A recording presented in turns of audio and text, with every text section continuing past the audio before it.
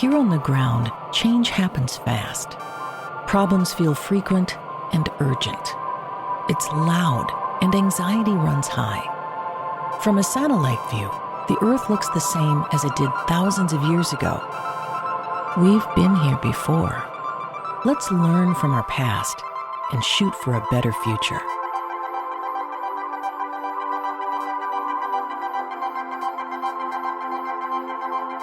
Hello and welcome to this episode of A Satellite View. I'm Todd Mikkelson, your host, speaking at you from Sunday, November 12th, 2023 in the Space and Time Continuum.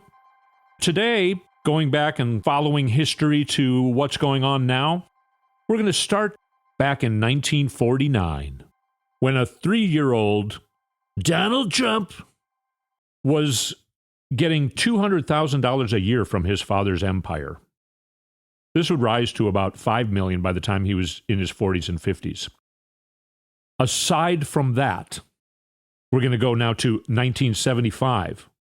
I got a small loan of $1 million from my father, and I built an amazing company, one of the likes of which has never been seen, the best company ever. Some say in the universe. People tell me. A lot of people tell me. They think my business is the best in the universe, I tell you. Now, I want to point out that most people would not call a $1 million loan from their father small, especially considering that in 1975, $1 million is like $4 million in today's money. So if your father gave you a loan for $4 million, would you call it small? That's how spoiled this little boy was. By the 80s, New Jersey had just legalized gambling. So Donald Trump thinks Atlantic City is where we should go with my dad's millions of dollars that I now have acquired from him. So he acquires 3 casinos that by 1991 could not pay their debts. The Taj Mahal declared bankruptcy in 1991. The Trump Plaza and the Trump Castle, both in 1992. Lenders restructured the debt rather than liquidate, and Trump put his casino holdings into a new company that went bankrupt in 2004. The company that emerged from that restructuring declared bankruptcy in 2009. And there is one more in there. The Trump's 6th bankruptcy, we'll call it now, is the Plaza Hotel, which he bought in 1988. It went bankrupt by 1992. This in spite of the fact that his father bought $3.5 million in gambling chips at one of these casinos, or a few of them, but he never used the chips. So basically, it's like another loan for $3.5 million to try and keep them afloat. Of course, nothing stays afloat when Donald Trump is the captain. He squandered billions because he is a horrible businessman. He is a horrible businessman. He doesn't know the art of the deal. I'm the one who knows it the best. Many people tell me. No, you don't. We even found out last week in the fraud case in New York, there was an email that Ivanka wrote to Weisselberg, and Ivanka said, "Oh, we really want to buy this Doral golf course, but my dad doesn't have enough money to get the loan." So Weisselberg just makes up a number of Donald Trump's worth and the worth of some of his holdings. For instance, the penthouse in Trump Tower in New York, that is about 11,000 square feet. Weisselberg and Donald Trump would say it was 33,000 square feet. So it's not just kind of like, oh, okay, I made a mistake. I said 13,000, it's really 11. No, I said 33,000 and it's really 11. So when Ivanka goes to Weisselberg and says, "Oh, we really want to buy this Doral golf course in Florida, but my dad doesn't have enough money," Weisselberg and the powers that be, it sounds like Eric and Donald Jr. knew about this as well, but they would lie on the forms that they would then give to the accountants, and then the accountants would give those to the banks, and the bank would give them a loan because they were lied to about the numbers. That's highly illegal. They get the loan, and then Ivanka shows it to Trump, and he's like, "Well, we're buying Daryl? Who's Daryl?" "No, it's Doral, sir. It's called Doral Golf Course. It's a golf course. It's called Doral." "Daryl? It says Daryl here on the page." "No, that says it's pronounced Doral." "Okay, whatever. I don't care if you buy Daryl. Buy anybody you want. I don't care." Also going on now in the year 1998, somebody by the name of Justin Kennedy starts at Deutsche Bank, and he becomes friends with some of the Trumps. He's hanging out with Don Jr. He thinks it's super cool to be hanging out with the Trumps in New York, and he thinks that, you're saying your father can't get a loan anywhere. I can maybe do something at Deutsche Bank. We can talk about it. So a lot of things start happening between Trump and Deutsche Bank. And the FBI starts investigating it in 2019. A guy by the name of Valentin Brocksmith handed over hundreds of documents to the FBI while they were investigating ties between Deutsche Bank and Donald Trump. Valentin Brocksmith was found dead of a gunshot wound in a car, apparently, in 2019. Now let's go back to January 2014. Valentin's father, Bill Brocksmith, he was working at Deutsche Bank. He's the one who saved all these documents that were then handed over by his son to the FBI. Bill Brocksmith, his father, the guy who produced these documents, hung himself in January of 2014. Deutsche Bank regulatory lawyer who was working with some fraud that they were doing in the UK, his name is Calogero Gambino. In October of 2014, he killed himself. The Deutsche Bank executive Tom Bowers, who controversially signed off billions to Trump before he became president, killed himself in November 2019. Deutsche Bank was telling him, do not give Donald Trump loans. He injures us. A lot of people were hurt. A lot of other Deutsche Bank clients were hurt when Donald Trump ran all these businesses into the ground. You hurt other people around you when you're a crappy businessman and you're doing illegal things. So what is that? 1, 2, 3, 4 suicides tied to Deutsche Bank. And now let's go back to that name I was talking about from 1998, Justin Kennedy. His father is Justice Kennedy. So let's talk about some goings-on then starting in 2017.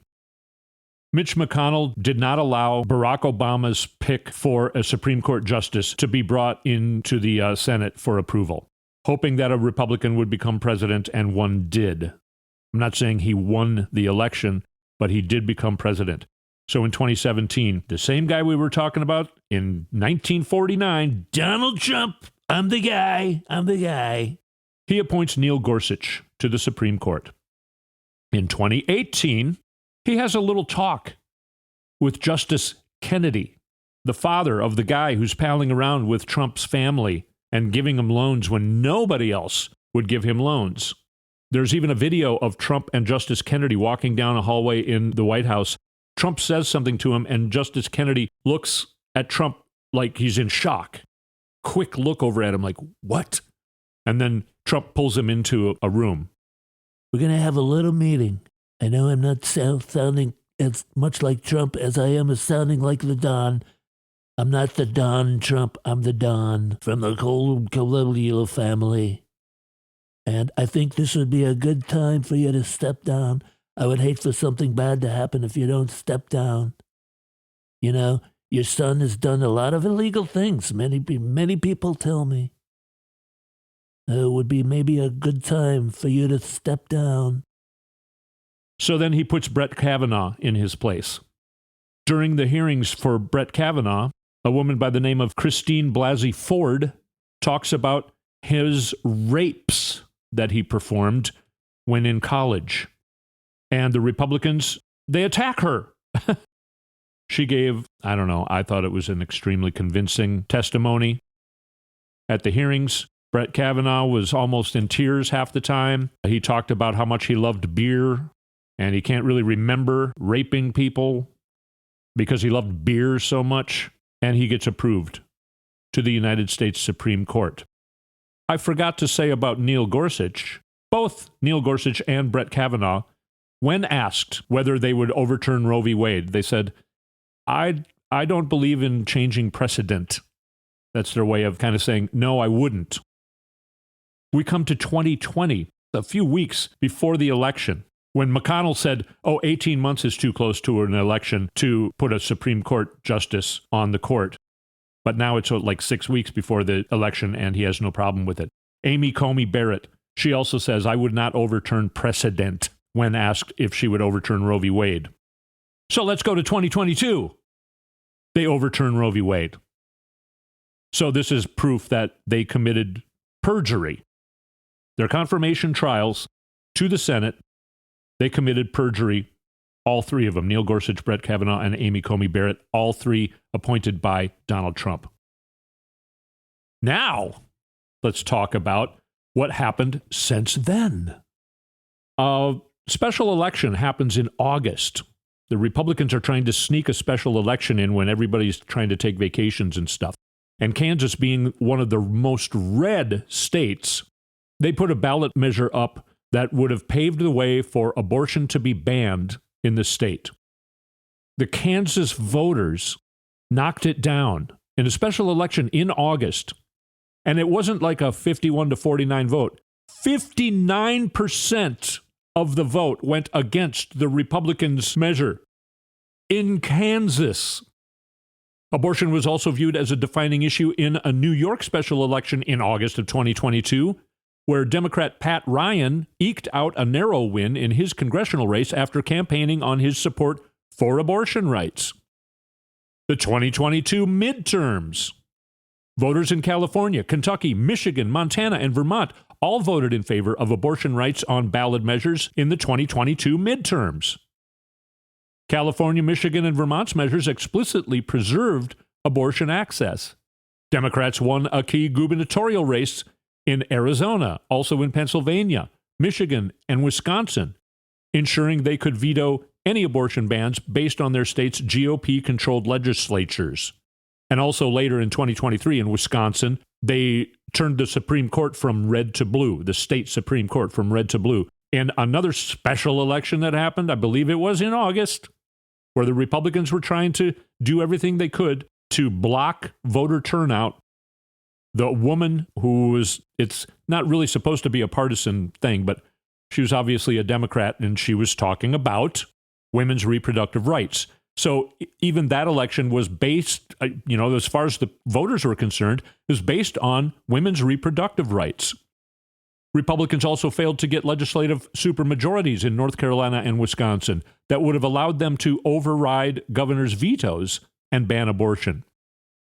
Now let's go to January 2023, where Governor Tim Walz signs Minnesota's Protect Reproductive Options Act into law. The act specifically prohibits local governments from restricting a person's ability to freely exercise their fundamental right to reproductive health care. It also protects individuals who travel into Minnesota for reproductive health care from elsewhere, and individuals and entities that provide reproductive health care to out-of-state travelers.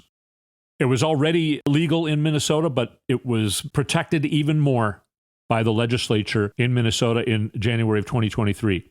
And there were further measures to protect reproductive rights in other states. Let's go now to this last Tuesday. The most direct win for abortion rights on Tuesday was in Ohio, where voters passed a ballot measure that explicitly protected reproductive rights, ensuring abortion's legality in a state as its Supreme Court weighed reinstating a 6-week ban. Democrats in Virginia also took control of both legislative chambers after Republicans campaigned on enacting a 15-week abortion ban, attempting to paint the proposal as a less extreme limit rather than a ban. Also, Kentucky, Governor Andy Beshear wins re-election against Republican Attorney General Daniel Cameron, who previously took his fight to defend the state's abortion ban to the Supreme Court after Beshear campaigned on abortion and blasted the lack of exceptions in the state's abortion ban. All of these elections were considered to be centered on reproductive rights. I would also add that in Ohio, over the summer, people did not go on vacation. They stayed in the state, protecting abortion rights and reproductive rights in their Constitution, and the Republicans tried to stop that by having a special election in the summer when they thought nobody would turn out that would have disallowed that measure to be put on the ballot. Voters turned out overwhelmingly in the summer. To make sure the measure would be put on the ballot, the measure was put on the ballot, and then they voted. I believe it won by 13 points. So again, not 51 to 49. Let's take a short break and come back and talk about some fun and crazy stuff simultaneously going on with this election this week. What a week when we come back on A Satellite View.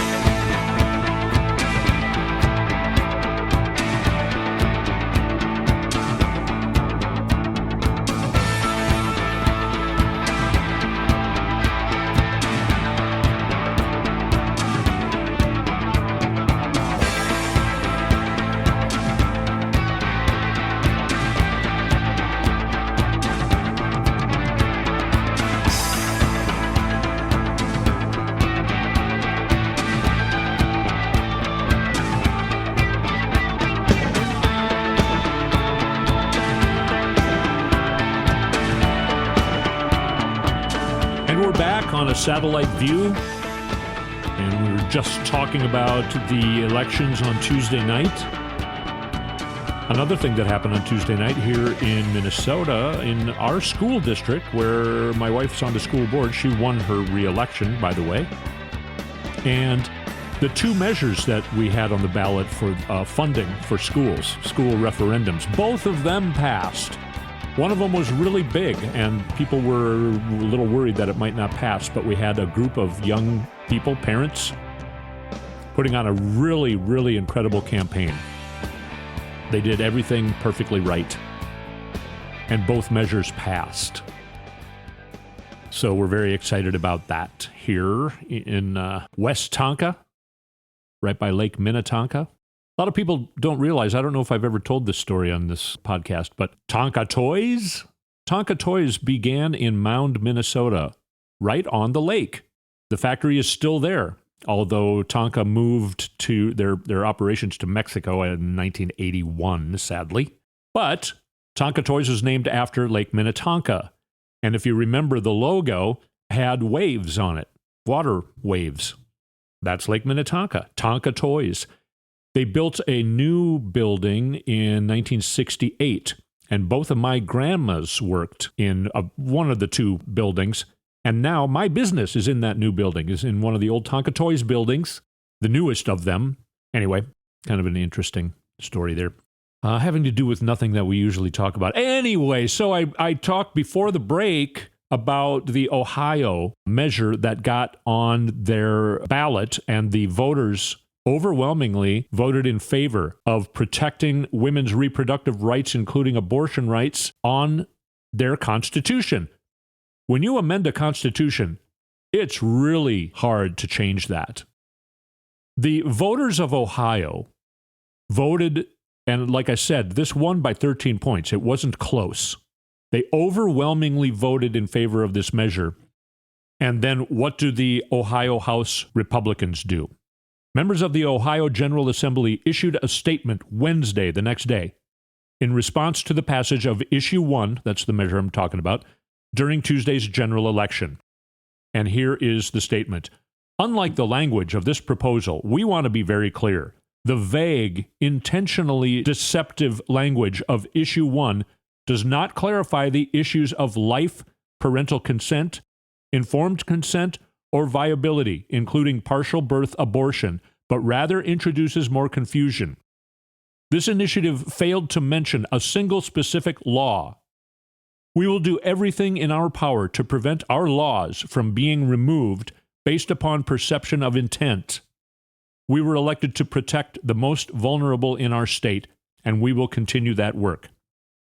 Now, these, something like, it looks like about 25 representatives signed off on this. And at the bottom it says in very small writing, the Ohio House Pro-Life Caucus was founded in 2021 during the 134th General Assembly. It is composed of members from across the state of Ohio who are committed to protecting the preborn. And preborn is very similar to something mentioned by a Heritage Foundation project that is very scary, where they're saying instead of talking pro-life or anti-abortion, we're going to say we're protecting the rights of the unborn.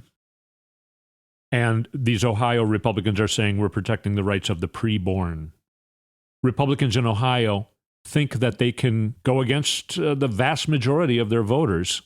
And also in Michigan, GOP lawmakers are suing Michigan to block state constitutional amendment to reproductive rights, a ballot initiative approved by voters, arguing voters can't create new rights. That's what Republicans think. Voters cannot create new rights. No, only Republicans can take away rights, which is what they're doing. Republicans are taking away our freedoms. Rick Santorum said, I'll find the clip and play it. He said, democracy is not the way to run this country. You put very sexy things like abortion and marijuana on the ballot, and a lot of young people come out and vote. It was a secret sauce for disaster in Ohio. I don't know what they were thinking, but that's why I thank goodness that most of the states in this country don't allow you to put everything on the ballot, because pure democracies are not the way to run a country. That's where Republicans are, and they're saying it out loud. They're not afraid to go against the voters. Michigan GOP blatantly going against what their voters voted for, because Michigan also voted for an amendment to protect reproductive rights. Ohio Republicans blatantly going against the vast, overwhelming majority of their voters. And they're not even trying to cover it up. They're not even trying to sneak their cheating anymore. That's where we're at. And that's why 2024 must prevent Republicans from having power anymore. What's going on in the House right now with MAGA Mike Johnson, who is I don't know, I think he's a creepy dude. He comes off as being real nice when you just hear him talk. He's just like, hey, shucks. But he wants to criminalize homosexuality. If he had his way, he voted at least 3 times for a national ban on abortion. He wants to ban contraception. He has his 17-year-old son as his partner in watching each other's porn. Really weird. He says, yeah, we monitor each other, and if there's any questionable porn either of us is watching, we will, make sure that, I don't know, what are you going to do? What are you going to do if you discover, plus your 17-year-old son is looking at porn somewhere else if he's looking at, he's probably is looking at, he's a 17-year-old boy. Anyway, he's going to find a way to not use the phone that you're watching him on. And by the way, this software called Covenant Eyes, weird, just weird. Of course, it's just a scam to try and make money off of dumb Christian idiots like this guy. And he's basically saying if he goes and watches any porn, his son will then see what he's watching. I don't know. It's creepy. It's very creepy.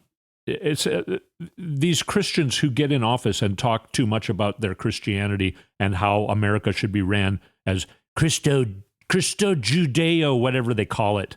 They had to include Judeo because they hate the Jewish religion, but they know that Israel is our ally, so they can't hate the Jews. So they add Judeo, Christian Judeo, whatever. That's not America. That goes against the First Amendment, by the way. But these people who talk too much about all that stuff end up kind of being whatever it is they're against. All these guys who get in to try and take away the rights of gay people quite often get caught in a car with another gay guy or something. So they hate themselves. They themselves are gay, and their church tells them that's bad, so then they get elected to try and outlaw being gay. I'm not saying that MAGA Mike is gay, but there are rumors. Many people are talking about you, Mike. So he's the leader of the House because he just got voted in as House Speaker by the Republicans when they ousted Kevin McCarthy, of course, in September. And the reason he was ousted was because he didn't let the government shut down. So they passed a 45-day measure. Those 45 days are clicking off. We're down to less than a week now. And I'm going to read to you some writings of Representative from Illinois, Sean Casten.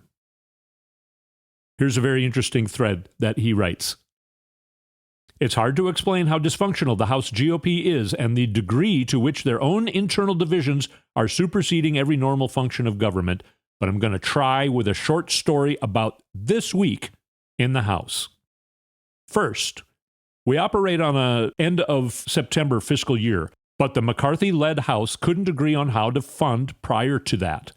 They tried to just say, cut everything by 30%. That didn't pass, so they said, let's just fund at current levels for 45 days. Let's not change anything. That cost McCarthy his job. Now, for context, when Dems had the majority, we got all our appropriations done by August 1st, so the Senate could finalize and POTUS could sign. House GOP still hasn't done that. Also, you may recall this summer the House GOP threatened to default on the U.S. debt unless we agree to future spending rules. A deal was struck that passed the House and was signed into law to do so. The 30% cut was not consistent with that law. AKA, it was illegal. By contrast, the straight 45-day continuing resolution that cost McCarthy his job was legal in the sense that it did not violate the June agreement made with everybody and bought us time to do so. He's saying here that the House totally reneged on their promises they made in June. Obeying the law was a red line for the House GOP, so they fired McCarthy. I'm reading from Sean Casten now. They then used the first 20 days of that 45-day period to fight over a new speaker. Should we pick someone who hates gay people, fought to overturn the election, or creeps on his son's porn? It took a while, but the House GOP finally said yes to all three. That leaves a lot of work to do by a party that doesn't like laws, is at war with itself, and an inexperienced leadership team. But off we went. Last week, we were supposed to vote on transportation funding. Republicans couldn't agree, so Johnson never brought the bill to the floor. This isn't just a Johnson problem, by the way. McCarthy previously chose not to bring an agriculture funding package to the floor because Republicans couldn't agree. Still don't have a path on that one. This week, we were supposed to vote on a funding package for our financial services and general government. Minutes before we were supposed to vote on that yesterday, they pulled it on account of internal squabbles as well. Note, all of these bills violate the law we passed last June.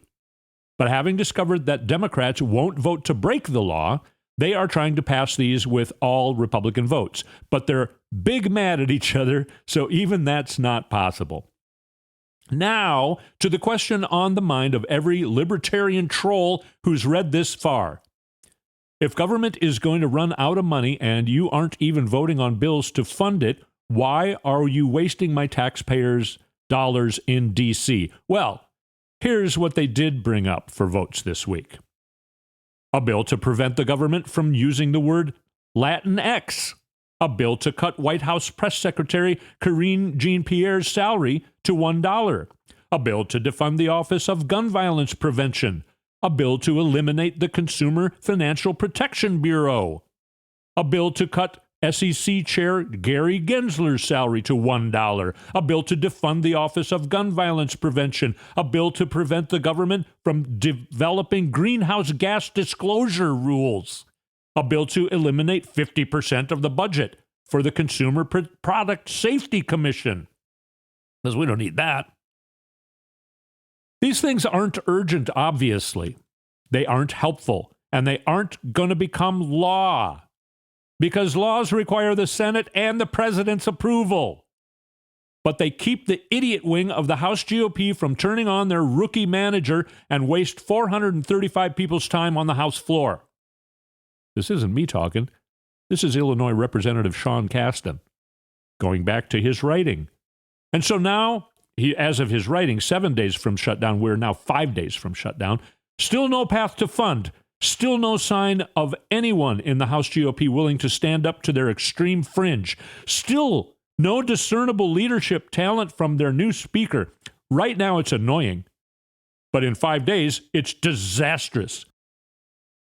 Because if they can't get their, and he writes, S with 2 asterisks and a T, which spells out feces.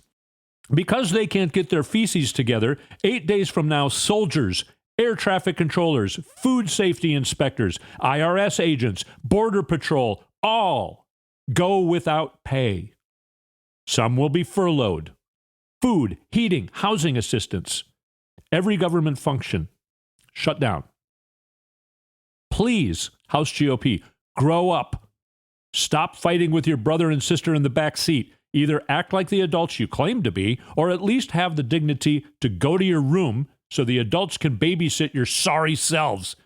Too much is at stake. Thank you, Representative Sean Casten, for giving us an insight on what it's like to be down on the House floor this last week. Absolutely idiotic. Also, the Trumps on trial. Ivanka this last Wednesday. Donald Trump himself on the witness stand on Monday, this last Monday. He was acting like a 7-year-old little spoiled bully boy kid. Just absolutely embarrassing. Donald Trump gave a lot of great performances. He's using more Hitler language. He said, if he becomes president, if somebody's running against me and they're doing really well, I'm just going to say, indict him. And he wants to have a special counsel investigating the whole Biden family because he says, Biden doing this, he let the genie out of the box. So he's mixing up genie out of the bottle and Pandora's box. I don't know. It just, he's like an Archie Bunker kind of idiot. He's losing his mind. Viktor Orban, the head of Turkey. And Viktor Orban is the head of Hungary. So then later on he goes, Viktor Orban, a lot of people say he's a great guy. Tells me a lot of things. He's a really great guy. A lot of people say he's a great guy. He runs Hungary, which has a border with both Ukraine and Russia, which isn't true. And he's repeated that many times. He has nobody around him who's saying Hungary does not border Russia. And I'll admit that I didn't really know that. I'm not that up on my geography. I almost said geometry. But if I was president for 4 years, I'm pretty sure that by now I would know that Hungary does not border Russia. And even if I was so dumb that after being president for 4 years, I did not know Hungary did not border Russia, you think somebody that worked for me would know that and tell me to stop making an idiot out of myself whenever I get a microphone. No. I mean, It's like, I don't know, Hungary, Turkey. Turkey makes me hungry. What are you going to... I get them mixed up. I'm hungry for turkey. There was also the debate on Wednesday night. It was really, really boring, actually. There wasn't a lot to say. It wasn't super crazy, but they do not have the right idea. They're having kind of the idea of we need to change our messaging, not our message. They're not understanding that 85% of Americans want reproductive health care. They want the right to an abortion because abortion is part of reproductive health care. 85% of Americans want it. And that's in polls that are probably leaving out Gen X or Gen Z, and well, Gen X and Gen Z. And if it included them, it would probably be a higher number. It would probably be 95%. But Republicans are like, we have to change how we talk about this. Nikki Haley says, let's stop the judgment. Okay. How about we stop fighting against reproductive rights? How about one of you says, you know what? I think it's time for our party to admit that the vast, overwhelming majority of Americans want reproductive health care protected. So I am announcing tonight that I will, if I become president, I will protect reproductive health care. I will make sure it stays protected. That person would have a chance of winning the presidency. But no, they wouldn't, because they would lose their base. Point being, no matter what they say, they have already lost the 2024 election for the White House and probably many, many seats in the House and Senate because of this one issue. I keep reminding you of that all the time because I don't want people to get all scared and nervous. We need to keep working. We need to support our... speaking of that, Kelly Morrison announced she's running for Congress because Dean Phillips announced he's running for president. I have already talked about Dean Phillips. I'm going to try and not talk about him anymore. But my good friend Kelly Morrison, who just got elected into the Minnesota Senate and was hoping to take at least one summer off from campaigning super hard, now all of a sudden she's launching a congressional run, which means she's going to have to start campaigning really hard right now, which she is doing, of course. So support your candidates, even if it's just giving them $20. And if you can't give them $20, vote for them. We need to turn out and vote. And if we do, we win. Remember that. Don't be afraid. Don't pay attention to polls right now. They mean nothing. Just make sure that you are registered to vote and then vote. Thank you so much for listening to this episode. I'm having a blast talking to you and trying to update you, helping you be informed. Hopefully, us all together can help each other argue for what is good and against what is bad. I hope you enjoyed listening, and thank you again. We'll talk to you next week.